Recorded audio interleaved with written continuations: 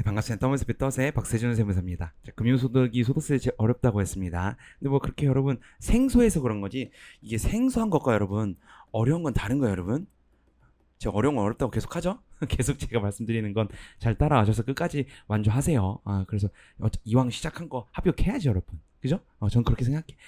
할 수 있는 거니까 다. 네, 이제 갑시다. 자, 그래서 여기 이번 시간까지 해가지고 저번 시간까지 해서 문턱 효과라는 것 때문에 14%를 요렇게 한다. 이건 좀 이해 안 되시더라도 암기하시면 되고, 어쨌든 2천만 원 초과분부터 누진세율이다. 누진세율 이퀄 기본세율이랑 같다고 했습니다. 그쵸?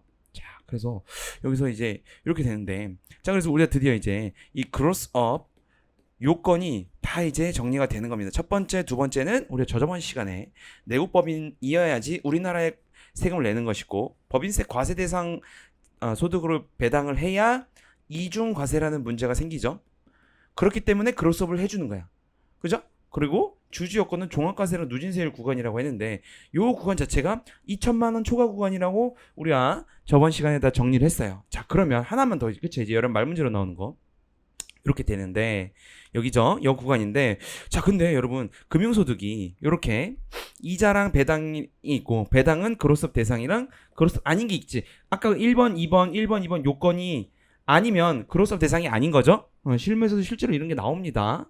그럼 이렇게 세 개인데, 요 세 개가 이 2천만 원을 어떻게 구성하는지를 결정을 해줘야 돼요. 여러분 그냥 단순 암기하는 게 아니고 이것도 이해가 있어. 이거 한 번만 들으면 바로 그냥 이해하고 암기할 필요가 없는 거야, 이거는. 봐봐요. 그로스업 요건이 어쨌든 요 2천만 원 초과 과이죠.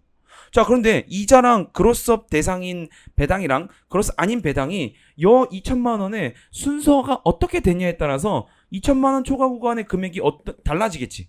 봐봐요. 제가 그래서 봐봐요. 요 세 개가 있어요. 이자랑 그로스업 대상 배당 소득이랑 그로스업 아닌 배당 소득이 있는데, 자 봅시다. 요렇게 되면 어떻게 돼?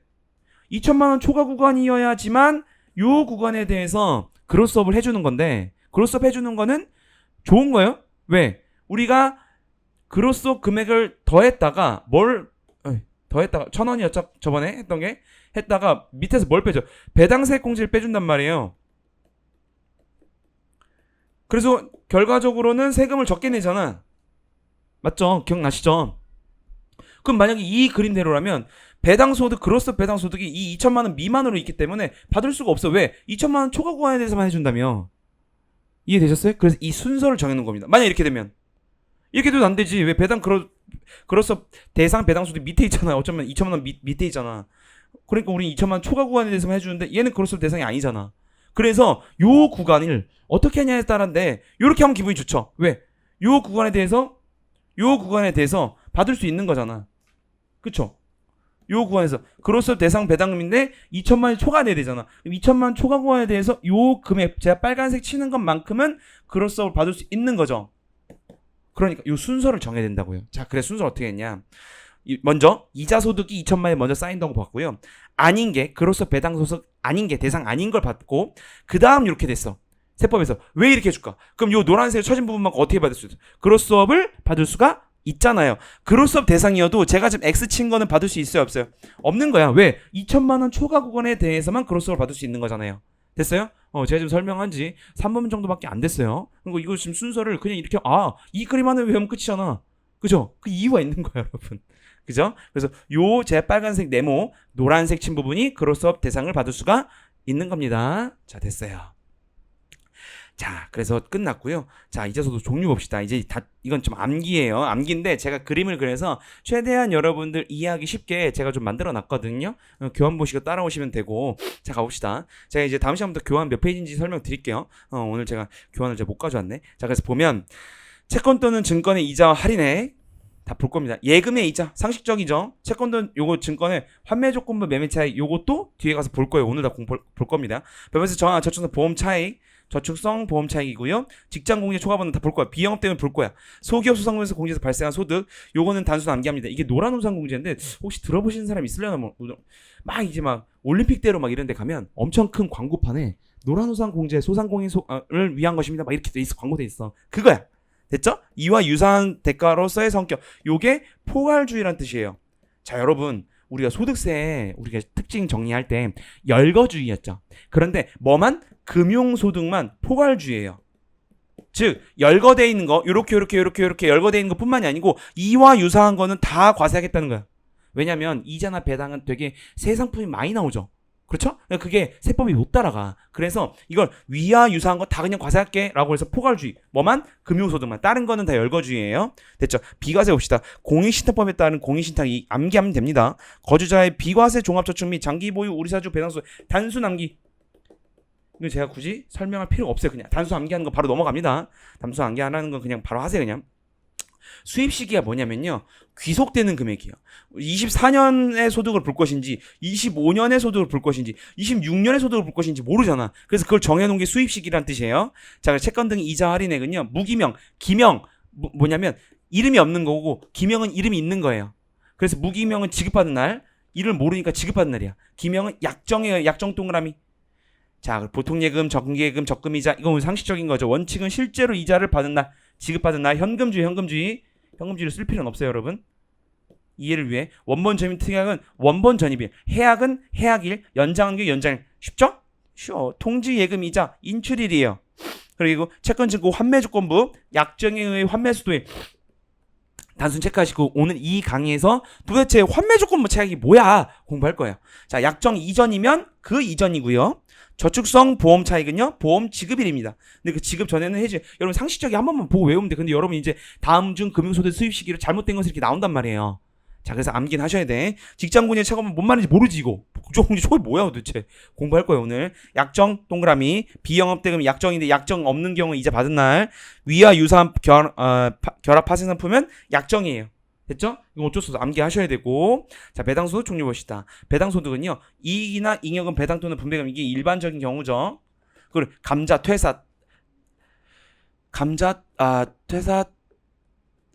탈퇴, 해산, 분할, 합병 및 이익여금의 저분점의 무상주. 이게 뭐냐면 이거 법인세에서 있는 건데 여러분 우리 법인세 시험범위는 아니잖아. 그래서 이건 제가 설명을 다 할 수 있어. 자료는 다 있는데 근데 이걸 굳이 설명할 필요는 없어서 제가 안 넣었어요. 무상주 의제 배당이 있어요. 무상주 주식을 받지 않는데 의지하는 게 있어요. 배당이 아님에도 불구하고 배당으로 의지하는 게 있어요. 그게 요럴 때 나오는 거거든요. 그래서 그냥 암기하시고, 법인세법에 따라 소득 처분된 배당소득, 그걸 인정이자라고 하는데 법인세법에 의한 세무조정이라는 게 있어요. 그냥 보시기만 하면 돼요. 세무조정에 의해서 뭐 입금 산입, 손금 불산입 뭐 이런 게 있거든요. 요거에 의해서 배당 주주가 받으면 그걸 배당으로 때리는 게 있어요. 인정이라고 합니다. 그래서 뒤에서 공부할 인정 배당, 인정 상여, 인정 기타 소득은 다 이 법인세 때문에 나온 거야. 그래서 뭐만 알면 돼요? 요것만 알면 돼요, 그냥. 말만. 집합투자기구부터 집합투자기구 이제 펀드 말하는 거예요. 이도 배당이 되고요. 국세 조정에 관한 법률에 따라 간주된 배당, 간주배당이라고 해요. 출자 공동사의 손익분배율의 금액. 이거 그냥 요것도 담수 암기하시고. 파생금융 상품의 배당, 위와 유사한 소득. 그래서 이 위와 유사한 소득도 마찬가지로 요것도 포괄주입니다. 뭐만? 금융소득만 이렇게 포괄주인 거예요. 됐죠? 그래서 사실은 이렇게 그냥 암기하셔야 되고. 자, 요 수입시기 봅시다. 무기명 지급받는 현금주의죠. 잉여금 처분에 의한 배당.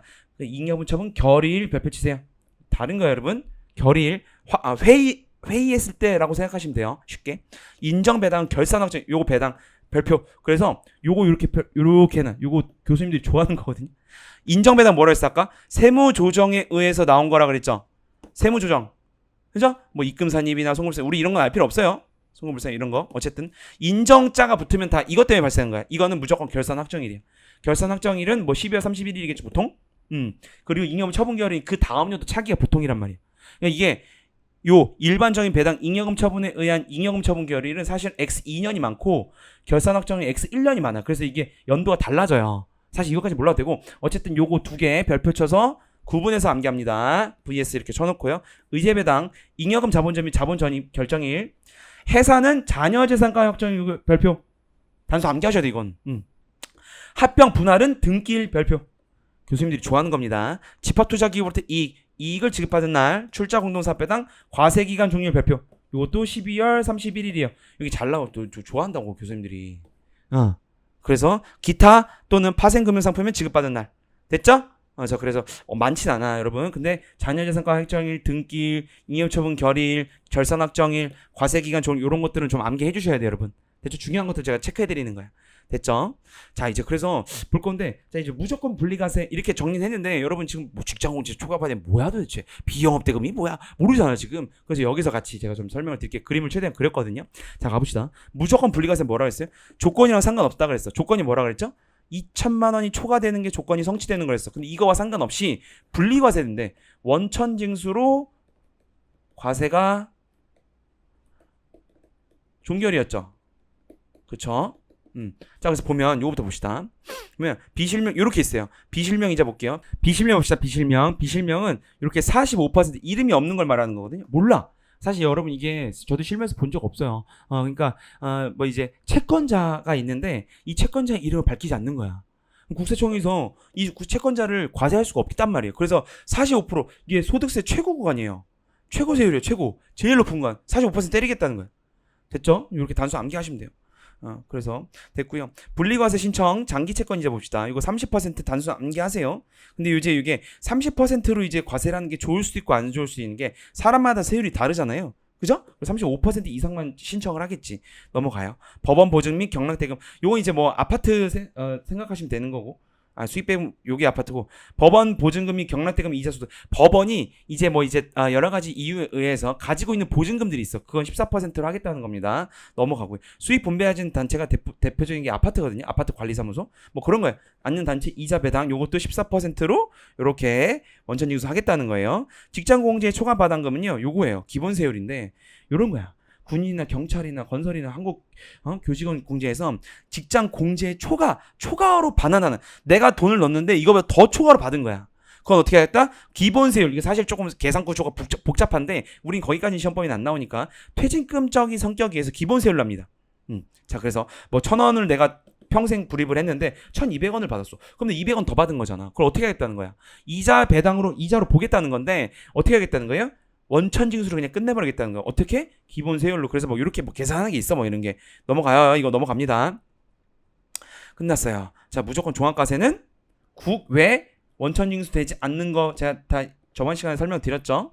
넘어가요.